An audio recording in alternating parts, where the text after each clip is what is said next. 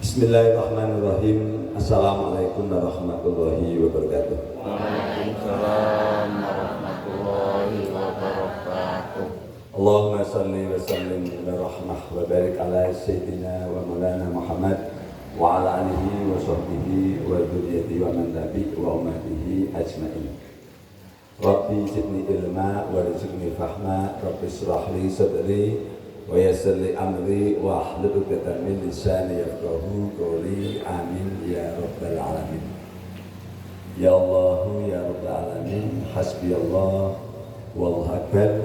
Iyyaka na'budu wa iyyaka nasta'in, ihdinas siratal mustaqim. Kepada hadirin jamaah Masjid Al-Qur'an Lintas Asta, khususnya semua anggota Lintas Asta, alhamdulillah pada hari ini kelihatannya ada semuanya. Semoga Allah SWT memberikan kesehatan, rahmat, keberkahan rezeki, ya hal barokah untuk beribadah kepada Allah SWT. Pada kesempatan hari ini, hari Senin tanggal 19 Mei tahun 2025, di hari Senin itu hari lahirnya Kanjeng Nabi Muhammad SAW. Ini saya kebetulan akan menyampaikan tentang kitab Maulid Al-Barjanji. Jadi pas kebetulan Pak Hasan membacakan selawat sifat Rasulullah. Jadi ini sinkron, jadi saya juga tidak janjian, jadi ini pas. Jadi biar apa yang kita amalkan itu kita tahu dasar ilmu pengetahuannya. Jadi ketika kita punya dasar ilmunya, kita akhirnya menjadi yakin untuk melaksanakannya dan insya Allah menjadi amal ibadah kita. Jadi orang itu kan ada yang taklid, pokoknya mengikuti, tidak salah selama kebaikan. Tapi ada yang harus tahu dasar untuk melakukannya, sehingga dia baru melakukannya, itu juga baik. Nah, minimal katakanlah kalau kita orang bodoh mau belajar, kalau kita katakanlah belum tahu, jangan menyalahkan dulu. Jadi ya sudah saja. Jadi kitab Al-Barjanji itu dikarang oleh Sayyid Ja'far Al-Barjanji. Jadi Sayyid Ja'far itu adalah keturunannya Kanjeng Nabi, makanya Sayyid. Jadi beliau lahir di Madinah. Jadi secara sejarah luar biasa. Dia seorang hakim agung zaman Khalifah Salahuddin Al-Ayyubi. Jadi Salahuddin Al-Ayyubi itu yang menaklukkan sekarang itu Palestina itu Yerusalem. Nah, kemudian Salahuddin Al-Ayyubi ini termasuk di masanya era tahun 1700 itu kejayaan Islam Turki Utsmani itu jaya. Jadi beliau itu ya pertama kali yang namanya istilah muludan itu pertama kali yang mengadakan sebelumnya, yaitu Sultan zaman sebelum itu. Tapi yang paling besar itu zaman Sultan Salahuddin Al-Ayyubi. Nah, itu pada saat itu muludan gitu ya. Muludan itu saya menghormati lahirnya Kanjeng Nabi. Salah ya nggak salah, lahirnya anak kita jadi hormati, lahirnya orang yang kita cintai hormati. Apa lahirnya Kanjeng Nabi? Memang Kanjeng Nabi tidak menyuruh, tapi Allah menyuruh untuk menghormati Kanjeng Nabi. Itu bentuk diantaranya kecintaan kepada Kanjeng Nabi. Jadi apapun bentuk kecintaan atau mahabbah kepada Kanjeng Nabi itu akhirnya menjadi suatu ibadah. Nah, tapi menjadi salah, mohon maaf ketika seperti ini. Contoh mengundang sholawatan yang paling mahal 125 juta, hanya minta-minta ke umat-umat. Nah ini yang jadi salah. Kenapa? Memberatkan umat. Tapi mohon maaf seperti saya gitu, modal sendiri apa yang punya, tidak memberatkan siapapun dengan orang. Itu malah semua Allah SWT diberikan lipat-lipat kebaikan, baik saya pribadi maupun orang yang mengikuti. Tapi kalau saya minta Bapak Ibu semuanya, Bapak jadi susah, tertekan, itu salah. Tapi kalau saya merasa mampu, kemudian saya pengen mulutan besar-besaran dengan niatan menghormati Kanjeng Nabi, itu ya luar biasa. Makanya saya menyampaikan, insya Allah di Lintang Asta ini terus akan dilaksanakan muludan, rojaban untuk menghormati Kanjeng Nabi sampai kapanpun. Nah, kembali lagi sejarah, jadi yang namanya kitab Al-Barjanji ini dikarang oleh seorang ulama besar putra Kanjeng Nabi, yaitu Sayyid Ja'far Al-Barjanji. Makanya nama kitabnya Al-Barjanji. janji. Itu nah, isinya tujuannya itu untuk meningkatkan kecintaan kepada Nabi Muhammad. Bagaimana caranya? Karena isinya adalah sejarah tentang lahirnya kanjeng Nabi Muhammad, akhlaknya sampai katakanlah wafatnya kanjeng Nabi Muhammad Sallallahu Alaihi Wasallam. Jadi Al-Badani adalah isinya sejarah lahirnya, hidupnya, perjuangannya sampai wafatnya kanjeng Nabi Muhammad Sallallahu Alaihi Wasallam. Jadi makanya di kita setiap malam Jumat 1 bulan sekali, dia pun 1 bulan sekali harus diistiqomahkan. Kenapa? Ini kita bentuk kecintaan kepada kanjeng Nabi. Nah, tapi alangkah baiknya, makanya mulai sekarang insya Allah seminggu sekali saya bacakan artinya kitab Al-Janji. Jadi biar kita hanya membaca terus tapi tidak paham artinya ya juga kurang afdol. Jadi kita biar tahu. Jadi ya, kurang lebih isinya diantaranya sifat Rasulullah seperti yang saya bikin susun selawatan itu.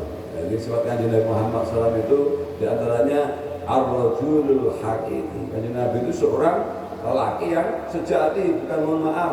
Kalau kata Allah seorang ahli agama itu cuma sarungan, jalannya lemes-lemes, tidak. Kanjeng Nabi itu jalan cepat, tegap, dada bidang. Kalau perang tidak pernah di belakang. Kalau perang kanjeng Nabi itu di depan. Sampai pernah ke tanah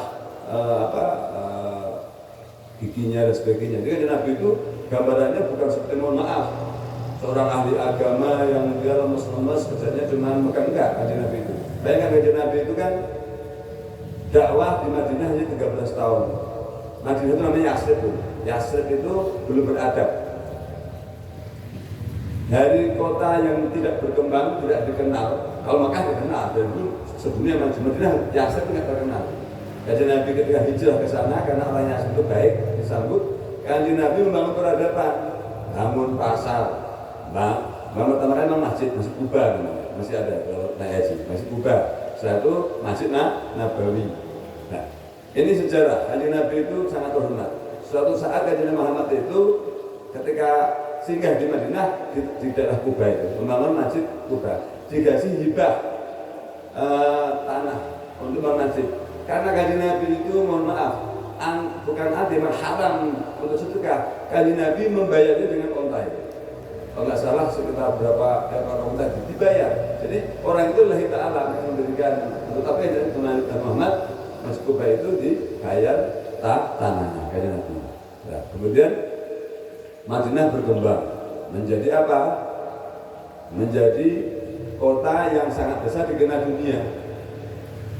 Jadi pembangunan pasar maju, kemudian peradaban, orangnya akhirnya beradab, makanya menjadi istilah Madinah. Madinah itu artinya beradab. Makanya kalau ada anak namanya tak kasih nama Madinah itu baik. Kenapa? Karena beradab Madinah itu. Jadi kota yang beradab. Akhirnya apa?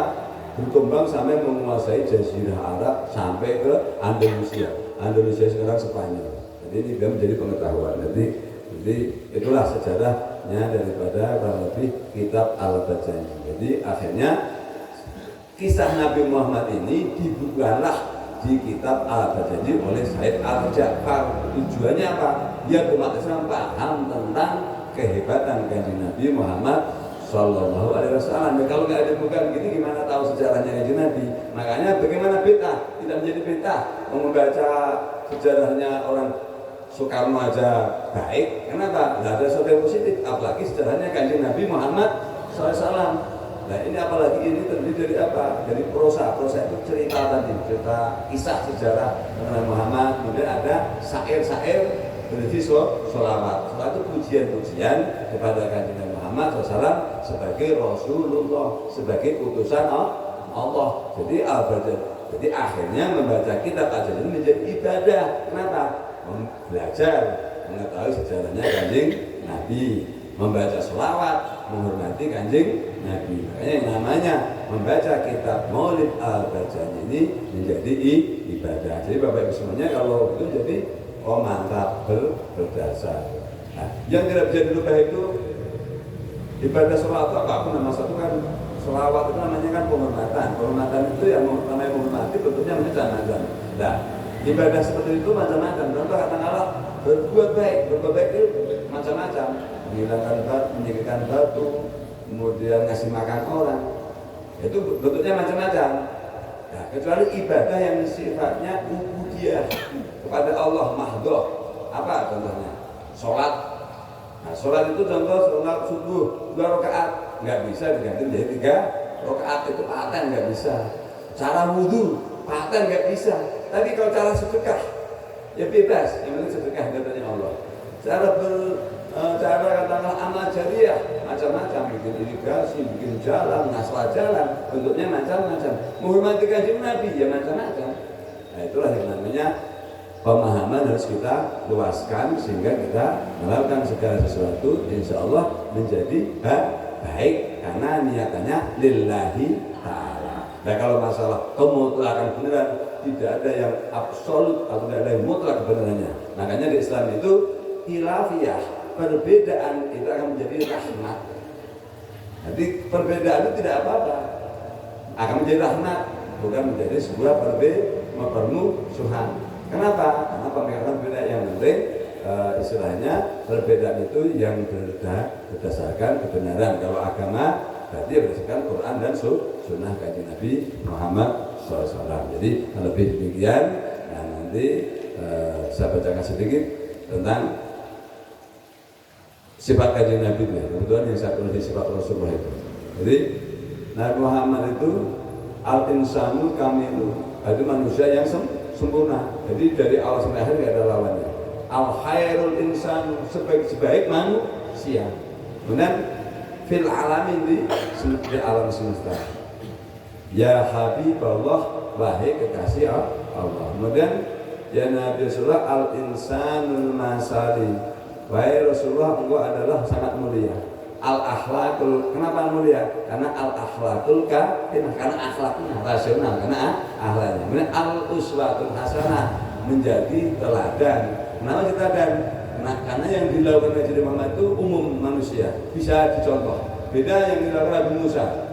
Belah contohnya Nabi Musa berdoa pengen rezeki, berdoa turunlah hidangan dari langit. Nabi Muhammad tidak pernah mengajarkan begitu. Kemudian contoh Krishna, orang dikasih makanan cuma 1 biji apa itu namanya upo bahasanya, 1 butir nasi kenyang semuanya. Tidak, oleh Nabi Muhammad semuanya secara rasional. Kenapa? Al-uswatun hasanah. Nanti kalau Nabi Muhammad berdoa turun dengan dari langit, nanti umatnya bagaimana menirukan? Nggak akan pernah bisa. Makanya Nabi Muhammad ya lapar, ya apa? Nah, itu namanya al-uswatun hasanah. Makanya Khotamul Anbiya wa Khotamul Mursalin, Sayyidul Anbiya wa Sayyidul Mursalin, penutup para nabi, penutup para rasul. Kemudian pemimpin para nabi, pemimpin para rasul, karena risalahnya, ajarannya itu adalah sempurna. Kemudian semoga bermanfaat. Rahmat dari Allah Taala selalu merahmati kanjeng Nabi dan seluruh umatnya. Billahi hidayah. Wassalamualaikum warahmatullahi wabarakatuh.